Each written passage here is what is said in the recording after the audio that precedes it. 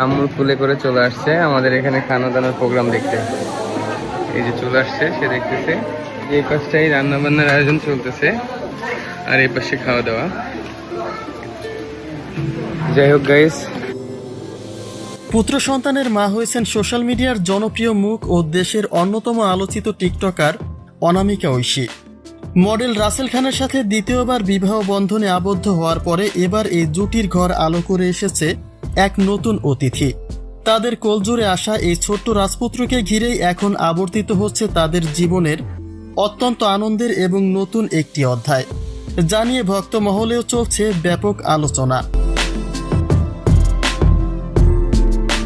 আর এই নতুন অতিথির আগমনকে কেন্দ্র করে কোনোরকম জাঁকজমকপূর্ণ বা বড় পরিসরে আড়ম্বরপূর্ণ আয়োজন না করে বরং কৃতজ্ঞতা ও মহান আল্লাহ তাআলার শুকরিয়া আদায় করতে নিজ বাড়িতে একটি বিশেষ মিলাদ ও দোয়া মাহফিলের আয়োজন করেছেন অনামিকা ঐশী।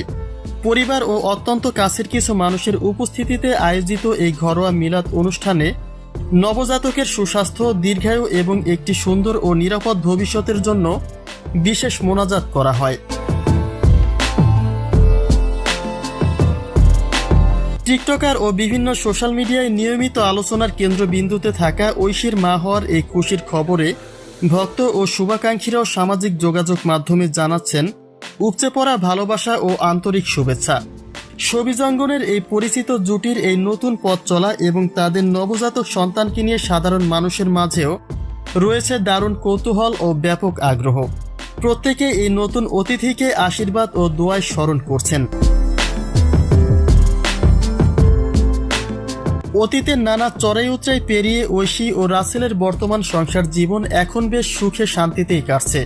নতুন এই অতিথির আগমন তাদের পরিবারে নিয়ে এসেছে অনাবিল শান্তি ও অশেষ আনন্দ।